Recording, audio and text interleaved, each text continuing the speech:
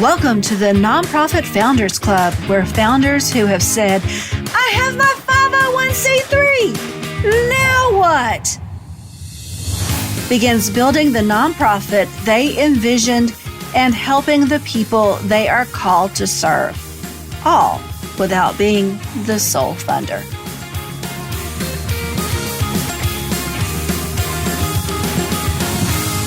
Welcome to the Nonprofit Founders Club. We are in the series about social media.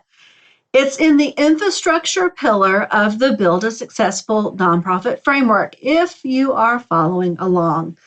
I talked about the framework in previous episodes, and I'll link to them in the show notes. Today, we are diving into the mistakes people make with their Facebook business page.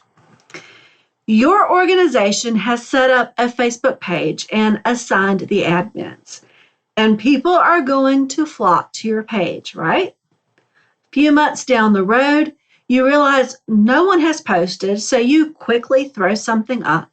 The likes, comments, and shares flood in, right?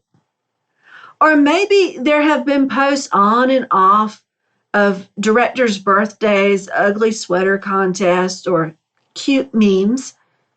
They ranked in the likes, right?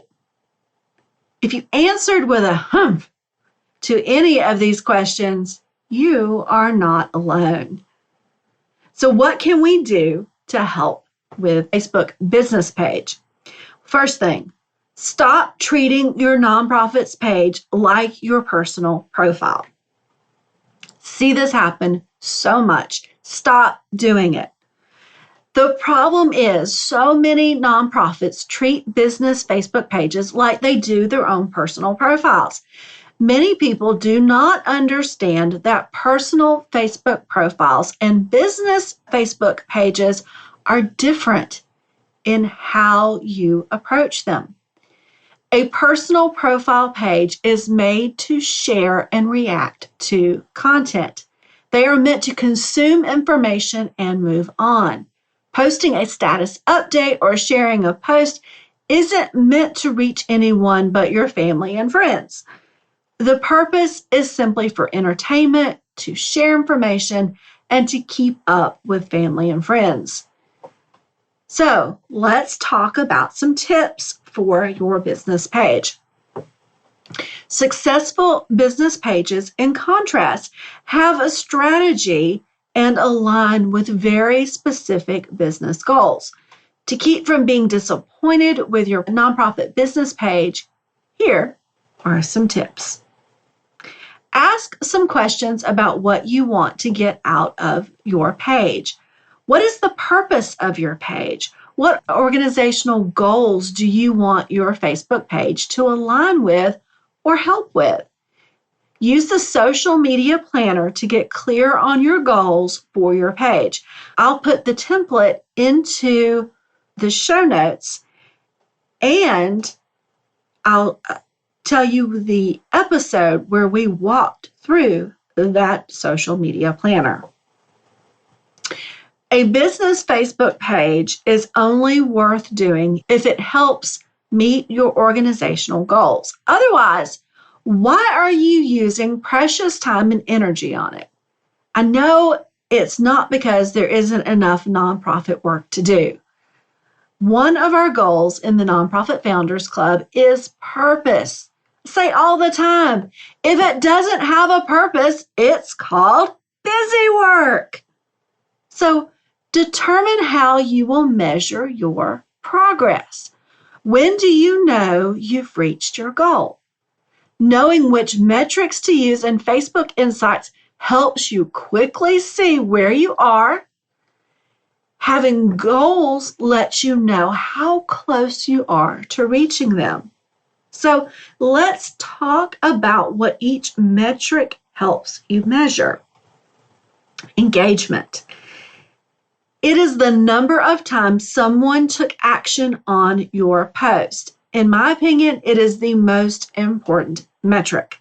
It tells you what is really working and what isn't. It is also the main metric the algorithm uses to decide if the post is getting pushed out to anyone else. Now, engagement includes likes, comments, and shares. Next, we have reach. Reach is the number of people who saw any content from your page or about your page. Organic reach is reach that you didn't pay for. Reach is also measured in non-fans and fans. Non-fans shows you how many people in the lookalike audience saw your post. These are people who aren't fans, now it's called followers, of your page. In case you are wondering about lookalike audiences, Facebook will use the characteristics of the people who have liked and engaged with your page to build an audience of the same people. The algorithm then pushes posts with high engagement to others who match your audience. Reach would equal awareness. So this can be an important metric. Impressions are the number of times any content from your page or about your page entered a person's screen. Now, the person may or may not have stopped their scroll for your content. Page visits. They are the number of times a page's profile has been viewed by people, including people who are logged into Facebook and those who aren't. So, if your page came up in a Google search and someone went to it, this is the metric that tells you that. Likes.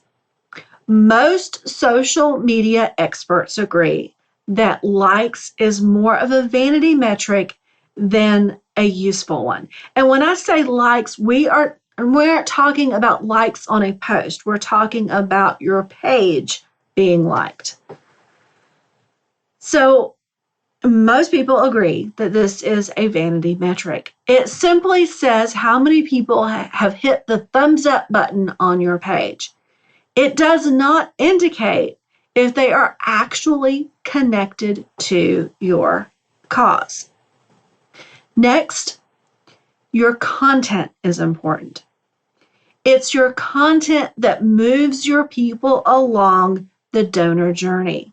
It needs to have cohesive messaging and be something your audience is interested in. We talked about this donor journey in the last episode. So remember, the more the content aligns with your audience's interests, the more people see your post organically, like free. Take some time to plan out your content categories. And again, we talked about this last episode. There's a whole episode in this series that was dedicated to the donor journey on social media. So I'm not going to go into a whole lot of detail here. I'll link to that episode in the show notes. But to refresh your memory, the donor journey consists of 4 categories: attract, connect, transform, and retain.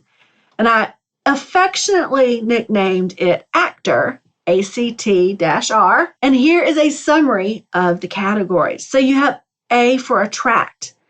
This stage is where you will begin finding and attracting those who are most likely to give to your cause, also called the ideal donor. It's important to know and understand who these people are. You can't attract who you don't know. And attracting starts with subcategories of awareness and authority. Next, we have connect. Donors donate to organizations that align with their values and beliefs. This is proven over and over. Connect is where you post content that lets your ideal donor know you understand them and the two of you are working for the same purpose. You let them know you understand them and their values. You are pointing out the things you have in common. Next, we have Transform. Transform focuses on moving the followers to a deeper connection with you. You are converting or transforming them into volunteers, donors, and advocates for your cause. Last, we have Retain. Retain posts keep donors informed, give them recognition, and help keep them donating. Okay, number 4. Get on the same page with a strategy. Do you have an editorial calendar or some other shared space between the admins so you know what is being posted and when? Now, some of you may be the only admin, and this may not be a problem. But if you have maybe a board member and you and someone else posting, it can get a little sticky. So, are the posts assigned to any specific person? What are you posting? Having a plan is always good, and having everyone working toward the same goal is even better. Editorial calendars are simply calendars. You put what you are posting on what day and what time. Yes, time is important in Facebook too. Last, be consistent. Do you have consistent content? Consistency is so important on Facebook. You can increase likes and reach quickly just by having a consistent time and day you post something. Being consistent with your messaging is also important. And let me tell you, being consistent doesn't mean you have to post 3 or 4 or 5 or 6 times every single day. It can simply be once every 3 days. It can be just 3 days and you only post one time. It doesn't have to be complicated. So last, let's be aware that success can derail you. I've seen it time and time again with the nonprofits I work with. I come in, have some success with the page, and someone on the admin team decides to post Wild Wild West style. Don't you just love it?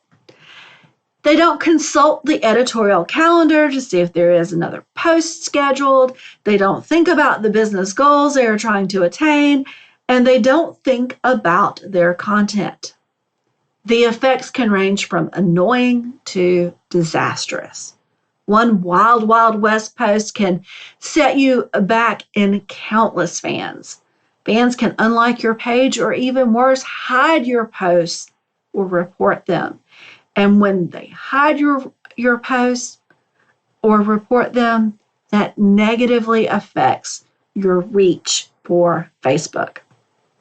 So set procedures in place and make sure your admins follow them. Then you won't be derailed. All right, the main takeaway I want you to have is that you have to be intentional, focused, and consistent with your nonprofit's page.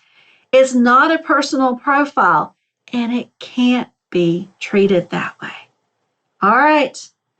I'll see you next time when we talk about what to do when you're new and how do you establish that social media presence when you don't have anybody on your social media page. All right, that's all I've got. Get to work. You've got lots to do. That's it for the Nonprofit Founders Club podcast. Hit subscribe so you won't miss the next episode. In the meantime, keep building your nonprofit so you can help those you are called to serve.